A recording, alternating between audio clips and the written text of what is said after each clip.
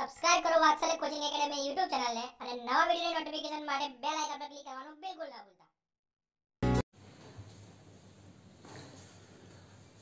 નમસ્કાર મિત્રો, ફરી એકવાર હાર્દિક સ્વાગત છે વાત્સલ્ય એકેડમીની ઓનલાઈન YouTube ચેનલ પર।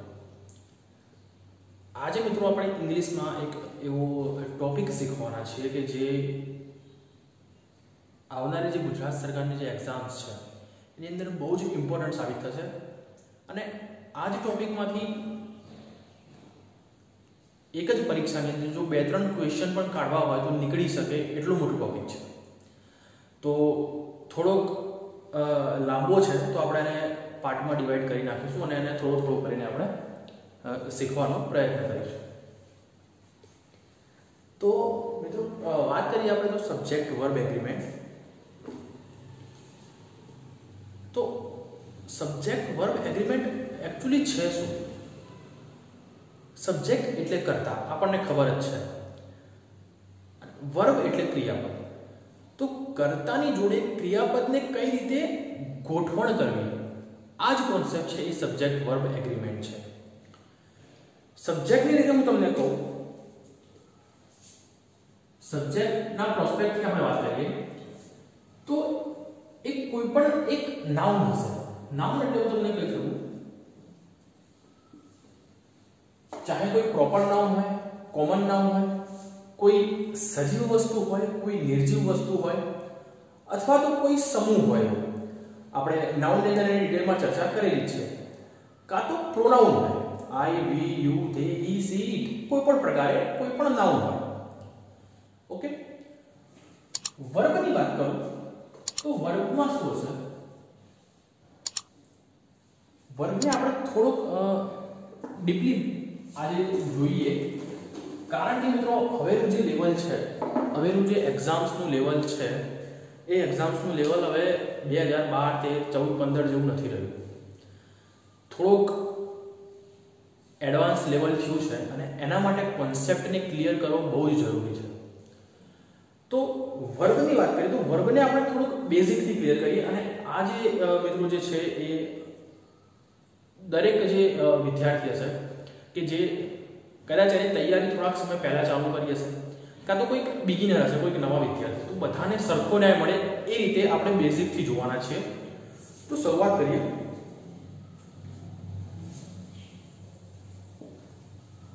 વર્ગ જે છે એ સામાન્ય રીતે બે પ્રકાર છે। કયા પ્રકાર? તો એક આપણે કહીએ કે મેઇન વર્ગ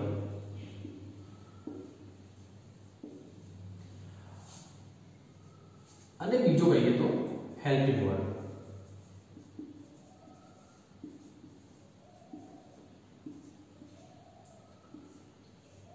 એક છે મેઇન વર્બ અને બીજો જે છે એ હેલ્પિંગ વર્બ। હવે મેઇન વર્બ એટલે શું? બીજું નામ શું કહીએ છીએ મેઇન વર્બને? તો મેઇન વર્બને જ કહેવામાં આવે છે પ્રિન્સિપલ વર્બ।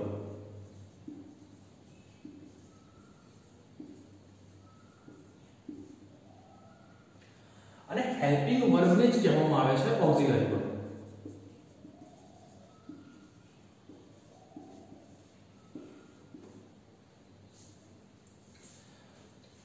હવે મેઇન વર્બ છે આ આપણે ગુજરાતીમાં કહીએ તો મુખ્ય ક્રિયાપદ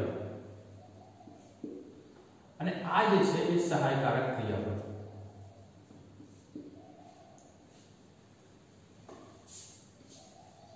હવે સામાન્ય રીતે મેઇન વર્બ શું છે?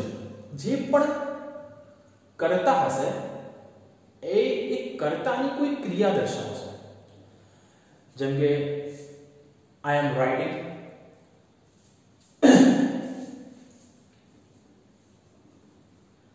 હું તમને કહું I am writing અને બીજું કહું I write।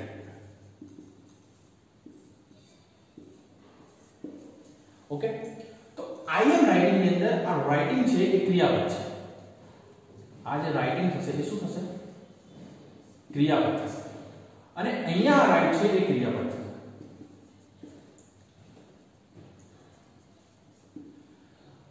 હવે ખાસ ધ્યાન શું રાખીશું? આ જે am, is, are, was, were, have, has, should, would, may, might આ બધું જે છે એ ઓક્સિલરી વર્બ કહીએ છીએ કે જે સહાય કરે છે ક્રિયાપદને। હવે તમને એવું થાય કે સર આ વાક્યમાં ક્યાં કોઈ સહાયકારક ક્રિયાપદ છે, તો ના નથી. સામાન્ય રીતે કોઈ પણ આપણે વાત કરીએ તો કોઈ સાદા વર્તમાન કાળનું વાક્ય હોય અથવા તો સાદા ભૂતકાળનું વાક્ય હોય. સાદા વર્તમાન કાળનું વાક્ય હોય અથવા તો સાદા ભૂતકાળનું વાક્ય હોય, એમાં આપણે જનરલી સહાયકારક ક્રિયાપદ આવતું નથી. ઓકે, આપણને ખબર છે કે જો સાદો વર્તમાન કાળ હોય અને જે કર્તા છે એ કર્તા એક વચનમાં હોય તો આપણે ક્રિયાપદના પાછળ s કે es લગાવીએ છીએ. ઓકે, જો બહુવચનમાં હોય તો કઈ ક્રિયાપદની પાછળ આપણે એનું મૂળ રૂપ લગાવીએ છીએ, s કે es વગરનું. જો વાક્ય પ્રશ્નાર્થ કે નકાર હોય તો આપણે do કે does નો યુઝ કરીએ છીએ ક્રિયાપદ પ્રમાણે, જ્યારે સાદા ભૂતકાળની અંદર આપણે did નો યુઝ કરીએ છીએ. આ વસ્તુ ક્લિયર છે. તો મેઇન વર્બ, હેલ્પિંગ વર્બ અને આપણે વાત કરીએ જે am, is, are, was, were, have, has, આ જે પ્રકારના જે હેલ્પિંગ વર્બ છે, કઈ જગ્યાએ હેલ્પિંગ વર્બ આવે, કઈ જગ્યાએ હેલ્પિંગ વર્બ ન આવે. ઓકે, દરેક સેન્ટેન્સની અંદર એવું જરૂરી નથી કે હેલ્પિંગ વર્બ આવે છે. એ આપણે અત્યારે ઉદાહરણ દ્વારા જોયું. હવે વાત કરીએ તો મિત્રો મેઇન વર્બ છે, થોડુંક આપણે ડીપમાં થોડોક કોન્સેપ્ટ જોવા જઈએ તો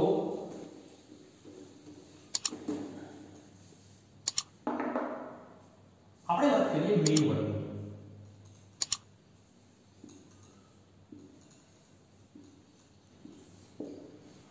મેઇન વર્બ છે મિત્રો, એના બે પ્રકાર પડે છે. એક જે છે એ ટ્રાન્ઝિટિવ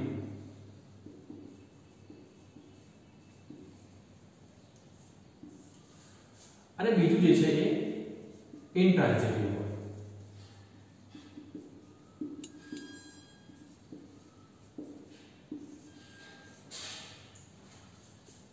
ઓકે, ટ્રાન્ઝિટિવ વર્બ અને ઇન્ટ્રાન્ઝિટિવ. મિત્રો થોડુંક ડીપમાં આપણે કોન્સેપ્ટ એટલે જોઈએ છીએ કે જે રિસેન્ટના જે પેપર છે એ પેપર હવે એકદમ આપણે ગોખીને કોઈ નિયમો ગયા હોય અને ડાયરેક્ટ આપણને સીધા પ્રશ્નો જોવા મળી જાય એવું નથી બનતું. તમે જોયું હશે કે જનરલ સાયન્સ છે એ હવે જનરલ નથી રહ્યું, એના કોન્સેપ્ટ થોડા ડીપમાં જવા લાગ્યા છે. એ જ રીતે ઇંગ્લિશ જે છે એમાં પણ હવે વાત કરીએ તો ડીપ માં હવે ક્વેશ્ચન્સ પૂછાય છે, એનું જે લેવલ છે એ લેવલ થોડુંક અપ 100% થયું છે. કોન્સેપ્ચ્યુઅલ પોર્શન જે છે એ હવે એ લોકો કવર કરે છે એની અંદર. તો આપણે પણ કોન્સેપ્ટ એક બેઝ છે એ બેઝ ઉપરથી જ પ્રિપેર કરીએ અને જે રિસેન્ટના જે પેપર જે એક્ઝામ્સ લેવાય છે એને બેઝ બનાવીને એના લેવલ નક્કી કરીને આપણે તૈયારી કરીએ. ઘણા મિત્રો એવું હોય છે કે ઇંગ્લિશ નથી ફાવતું, પણ મિત્રો એક તમને એક હકીકત કહું કે તમે ધારો કે જીકે વાંચતા હોય, ઇતિહાસ વાંચતા હોય, બંધારણ વાંચતા હોય, તો એ વસ્તુ તમને આવડે છે ને તમે રિપીટ વાંચ કરો છો, પણ જો તમને ઇંગ્લિશ નથી આવડતું તો શું તમે ઇંગ્લિશને જીકે, જીએસ કે બંધારણ જેટલું વાંચો છો ખરા? પહેલા તમારા દિલ પર હાથ મૂકીને તમારા હૃદયને પૂછો. ના, આપણે શું કહે છે, નથી આવડતું તો એને નથી અડતા.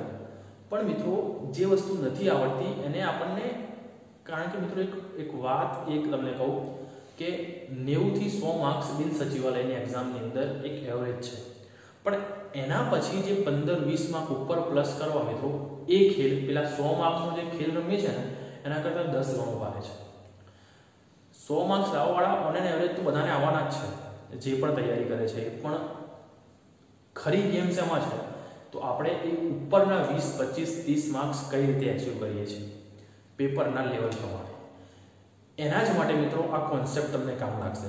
જે જનરલ સાયન્સ પણ હવે જનરલ નથી રહ્યું. આપણે છેલ્લા પેપરોમાં જોયું તો સાયન્સનું લેવલ છે, ઇંગ્લિશનું લેવલ છે, હવે કોન્સેપ્ટ બેઝ થયું છે. તો એ જ પ્રમાણે આપણે કોન્સેપ્ટને બિલ્ડ કરીશું અને એના આધારે આપણે તૈયારી કરીશું. સવાલ કરીએ, આપણે મુદ્દા પર પાછા આવીએ તો મેઇન વર્બ. મેઇન વર્બના બે પ્રકાર છે, એક ટ્રાન્ઝિટિવ વર્બ અને ઇન્ટ્રાન્ઝિટિવ વર્બ. ટ્રાન્ઝિટિવ વર્બ એટલે આપણે કહીએ છીએ સકર્મક ક્રિયાપદ.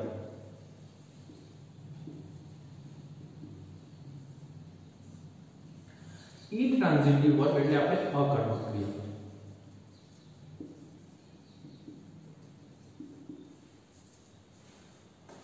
એક્ઝામની અંદર તમને એક સેન્ટેન્સ આપેલું હોય અને એ સેન્ટેન્સની અંદર નીચે તમને ક્વેશ્ચન એવું પૂછ્યું હોય કે find out the type of verb, અને નીચે તમને 4 ઓપ્શન આપેલા હોય, આ 2 હોય અને બીજા કોઈ 2 મૂકી દીધા હોય એમને. તો ખાસ ધ્યાન રાખજો કે હું તમને એમ કહું આઈ ગો ટુ સ્કૂલ, એમાં તમને ખબર છે આઈ એક કરતા થયો, એમાં મારે બહુ ડીપમાં હવે સમજાવવાની જરૂર નથી. ગોની વાત કરું તો આપણને ખબર છે ક્રિયાપદ થયું અને આ સ્કૂલ છે એ તમારું કર્મ છે. આઈ છે એ કરતા થયો, ગો છે એ ક્રિયાપદ થયું અને સ્કૂલ જે છે એ કર્મ થયું. આ સેન્ટેન્સ આપણે એક લખીએ. બીજું વાક્ય હું એવું લખું I am going, I play, okay, I eat, કાં તો આપણે વાત કરીએ he eats, okay. તો મિત્રો આ જે વાક્ય છે પહેલું વાક્ય,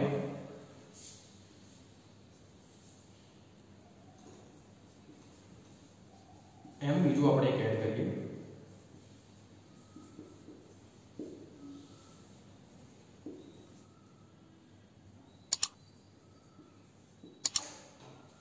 he plays cricket every day. હવે તમે આ વાક્ય જુઓ,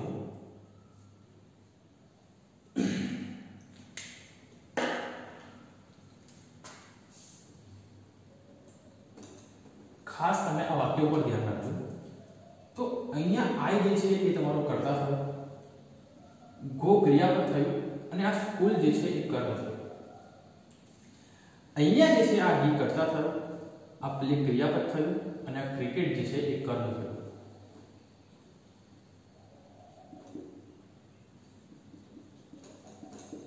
ઓકે, નીચેના વાક્યને તમે જોશો મિત્રો તો આ કર્તા છે, આ હેલ્પિંગ વર્બ છે અને આ ક્રિયાપદ છે, મુખ્ય ક્રિયાપદ.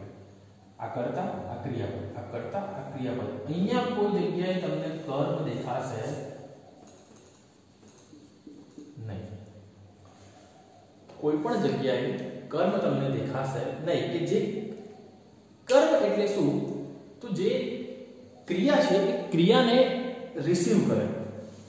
રિસીવ કરે ઇન ધ સેન્સ કે ધારો કે હું જઉં છું તો ક્યાં? તો સ્કૂલ. તો પર્ટિક્યુલર જે સ્કૂલ છે એના સંલગ્નમાં ક્રિયાપદ છે. ઓકે, ક્રિયા કરીને આપણે કોઈ ડેસ્ટિનેશન પર પહોંચીએ છીએ. ઓકે, કે શું ડેસ્ટિનેશન છે, ક્રિયા શેના માટે થઈ રહી છે એ દર્શાવે એને કર્મ કહેવામાં આવે છે. જેમ કે હું આઈ ગો જાઉં છું પણ ક્યાં? તો સ્કૂલ. તો સ્કૂલ આપણું ડેસ્ટિનેશન થયું. આઈ રીડ તો હું વાંચું છું પણ શું? તો બુક. તો બુક આપણું કર્મ થયું. પણ મિત્રો તમે આ સેન્ટેન્સમાં જોશો તો કોઈ પણ જગ્યાએ તમને જે કર્મ છે એ કર્મ જોવા નહીં મળે. એ વખતે તમને વાક્યમાં કીધું હોય કે find out the type of verb, ત્યારે આપણે શું ટીક કરીશું? ઇન્ટ્રાન્ઝિટિવ વર્બ. હવે મિત્રો આ કોન્સેપ્ટ બેઝ ક્વેશ્ચન પૂછાશે, એ વસ્તુ ગેરંટી છે. હવે જે પેપર છે એ પેપરનું લેવલ અપ થયું છે અને આ વસ્તુ બેઝિક છે. આપણે નિયમો ગમે એટલા ગોખી નાખીએ, ખબર છે તકલીફ ક્યાં આવે છે?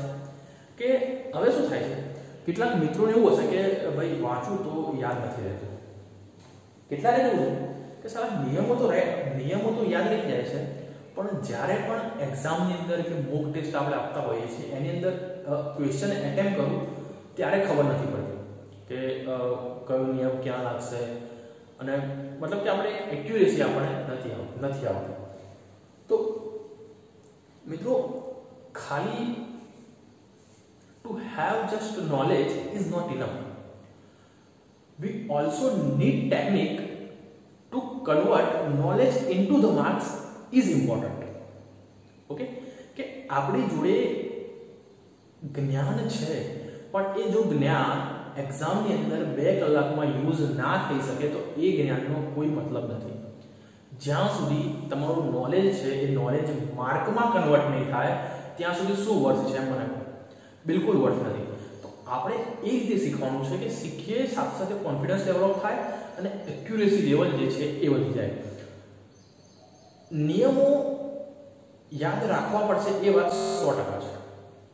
નિયમો અમુક જગ્યાએ તમે યાદ રાખો, જે જગ્યાએ તમને એવું લાગતું હોય એ જગ્યાએ તમે એને કોઈ જગ્યાએ નોટમાં લખી રાખો કે વારંવાર તમે જે એને તમને વાંચવું હોય ત્યારે તમને મળી રહે. એક્ઝામ આપતી વખતે તમને એ વસ્તુ તમે જોઈ ગયા, એ જગ્યાએ તમે અમુક જે હોય કે તમને એવું લાગતું હોય કે આ મારે જોવા પડશે તો એ ટાઈમે તમે જોઈને જાઓ. બાકી જે છે મિત્રો તમે ખાલી નિયમો ગોખવા પર ફોકસ ન કરો, એના કોન્સેપ્ટને સમજો અને નિયમ જોઈ લો અને પછી એની પ્રેક્ટિસ જે છે એ તમે ક્વેશ્ચનની સાથે કરો.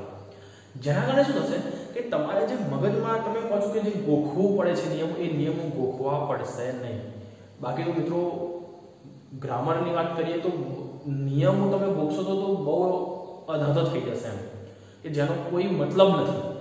એટલી બધી મહેનત કરીને પણ છેલ્લે વર્થ આપણને જે જોઈએ એ ના મળે તો એ વસ્તુનો કોઈ મતલબ છે નહીં.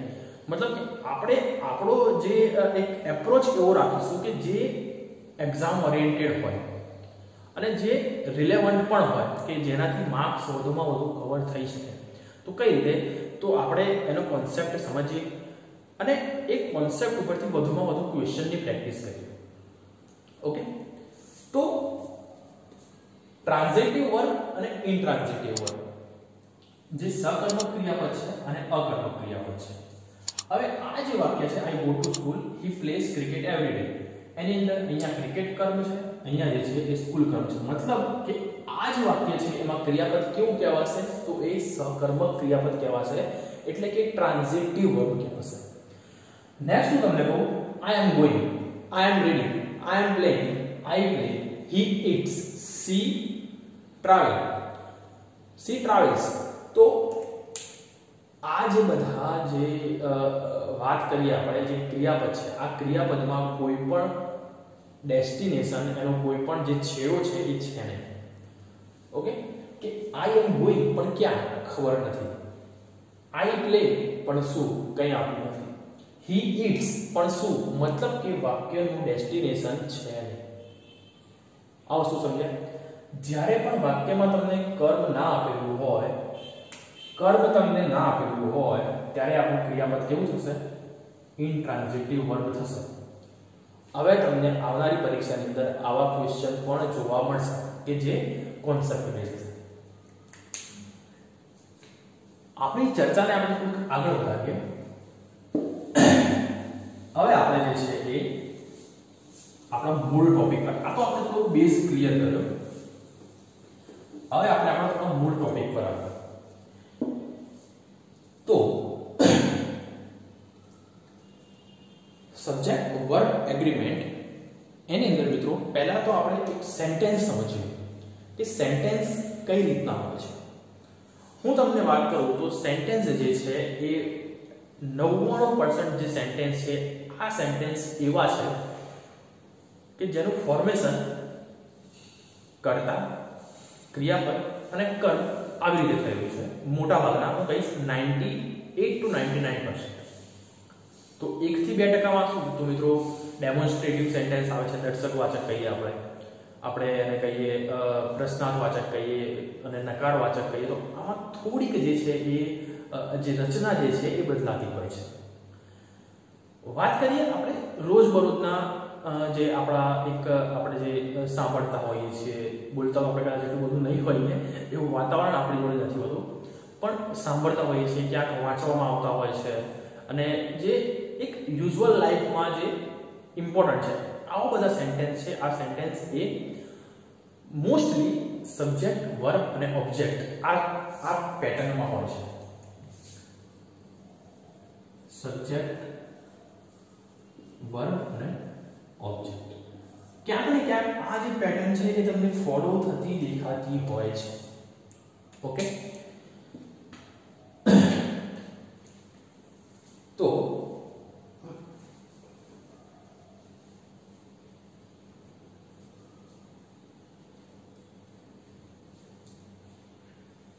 આપણે જે વાત કરીએ સબ્જેક્ટ, વર્બ અને ઓબ્જેક્ટ, આ પેટર્નમાં જે સેન્ટેન્સ આપણે દેખતા હોઈએ છીએ. હું એક વાક્ય લખું છું, એ વાક્ય ઉપરથી આપણે થોડુંક સમજીએ, રચના સમજીએ કે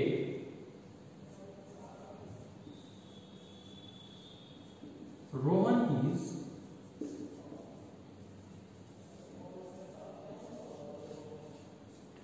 writing a book.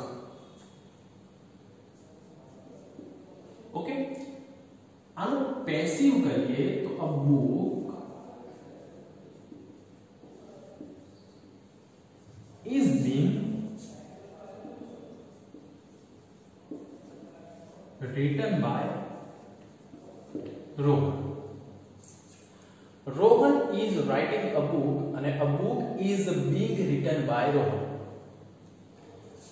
હવે મિત્રો આ જે છે એ તમારો સબ્જેક્ટ, આ જે છે હેલ્પિંગ વર્બ, આ વર્બ અને આ ઓબ્જેક્ટ. આની અંદર વાત કરીએ તો બુક આ તમારો સબ્જેક્ટ થશે, આ તમારું જે છે એ વર્બ થશે, આ તમારું ઓબ્જેક્ટ થશે. मतलब કે સબ્જેક્ટ એટલે યાદ રાખો કર્તા, વર્બ એટલે ક્રિયા, ઓબ્જેક્ટ એટલે કર્મ. હવે સામાન્ય રીતે વાત કરીએ છીએ આપણે વાક્ય, તો આપણે અત્યાર સુધી એવું શીખ્યા છીએ કે આપણા મગજમાં આ વસ્તુ ફિટ કરી નાખી છે કે કરતા એ કોણ, તો કે ભાઈ ક્રિયા કરતો હોય એ કરતા. પણ શું મિત્રો આ જે આપણે જે સમજીએ છીએ એ શું ખરેખર સાચું છે? તો તમે મને એમ કહો કે Rohan is writing a book, આમાં રોહન જે છે એ લખે છે, મતલબ આ કરતા છે. A book is being written by Rohan, આમાં પણ રિટન છે, પણ શું અહીંયા જે છે એ કરતા રોહન છે? ના, અહીંયા રોહન જે છે એ કર્મ છે. ભલે એ કાર્ય કરે છે, આપણે શું યાદ રાખીશું કે જે કર્તા છે એ કર્તા એ વાક્યનો કર્તા ધરતા, વાક્યનું સર્વસ્વ છે કે જેના કારણે વાક્યનું વર્ચસ્વ આપણને દેખાય છે, જેને ઉદ્દેશીને કોઈ ક્રિયા થઈ રહી છે, એ ક્રિયા કરવા વાળો કરતા હોય એ જરૂરી નથી. હોઈ પણ શકે અને ના પણ હોઈ શકે. ક્લિયર છે? કરતા જ ક્રિયા કરતો હોય એ જરૂરી નથી, હોઈ પણ શકે અને ના પણ હોઈ શકે. આ વસ્તુ અહીંયા તમે જુઓ કે Rohan is writing a book, કે રોહન જે છે એ બુક લખે છે. રોહન જે છે એ બુક લખે છે, તો અહીંયા રોહન જે છે એ કરતા થયો. A book is being written by Rohan. હવે મિત્રો અહીંયા આ રિટન છે, ઓકે, તો રિટન એટલે લખાય. તો લખાય શું છે? લખે એવું નહીં. રિટન એટલે આપણને ખબર છે પેસિવ છે, અને પેસિવ જે વાક્ય છે એ વાક્ય કોઈકના દ્વારા થતું હોય તો એની અંદર આપણે પાછળ એવું બોલીએ છીએ કે લખાય, જવાય. તો લખાય એ લખાય શું છે એ કરતા થાય.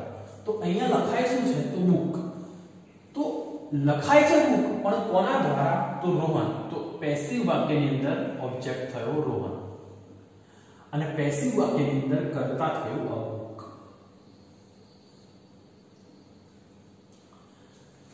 આઈ હોપ કે આ વસ્તુ તમને ક્લિયર હશે. હવે થોડીક વાત આપણી ચર્ચાને આપણે આગળ એ વધારીએ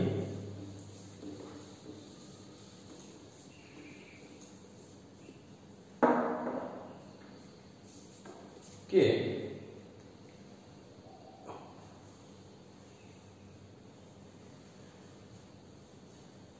આપણને ખબર છે, શું ખબર છે એ જોઈએ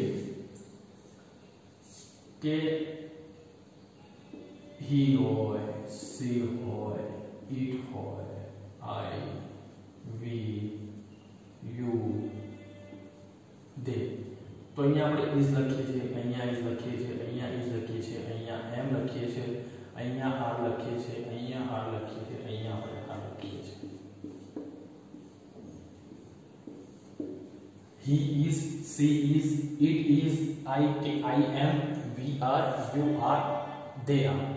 કોઈ પણ વાત કરીએ તો કોઈ એક વ્યક્તિની, કોઈ બોયની વાત કરતા હોય તો બોય ઇઝ.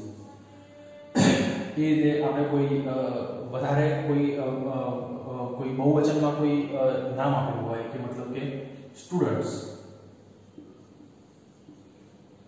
તો આ સ્ટુડન્ટ્સ નામ છે, તો હા નામ છે, પણ કેવું, તો કોમન નામ છે.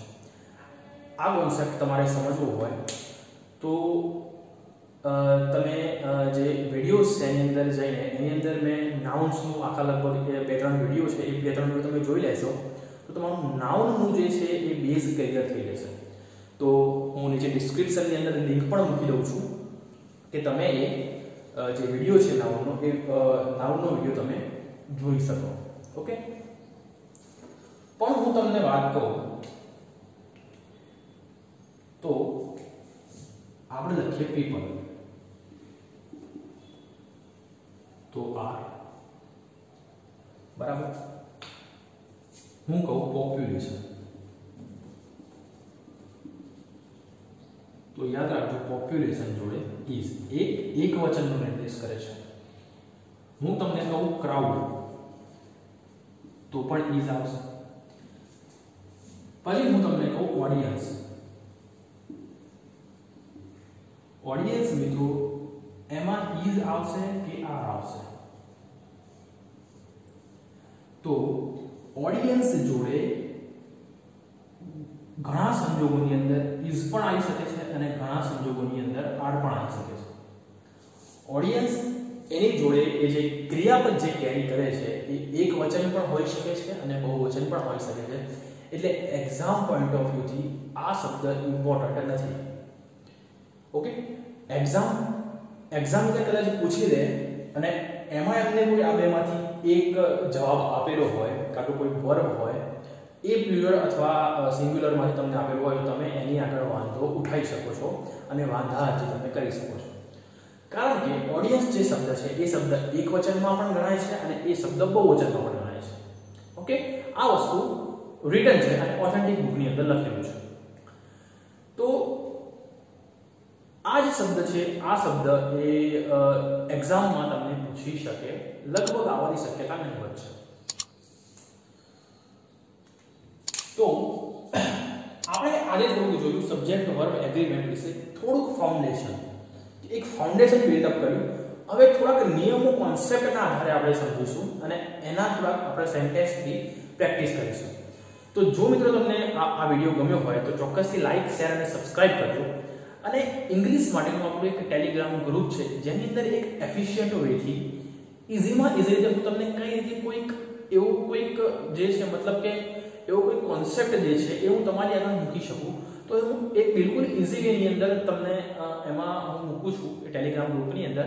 અને એ વસ્તુ 1, 2, 3 વાર તમારા મગજમાં આવે એટલે છપાઈ જાય છે અને એ વસ્તુ તમને ડાયરેક્ટલી ઇનડાયરેક્ટ તમને એક્ઝામની અંદર જોવા મળતી હોય છે.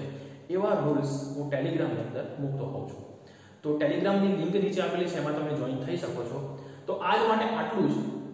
આવતીકાલના આપણા જે લેક્ચર છે, જે નેક્સ્ટ સેશન છે, એ સેશનની અંદર આપણે જોઈશું કે આ જે એગ્રીમેન્ટ છે, જે કર્તા અને ક્રિયાપદનો જે સંબંધ છે, એ સંબંધ એ વાક્યમાં કઈ રીતે કામ કરે છે અને વાક્યમાં કઈ રીતે ક્રિયાપદનો યુઝ થાય છે, એના વિશે આપણે આવતા જે સેશન છે એની અંદર જોઈશું.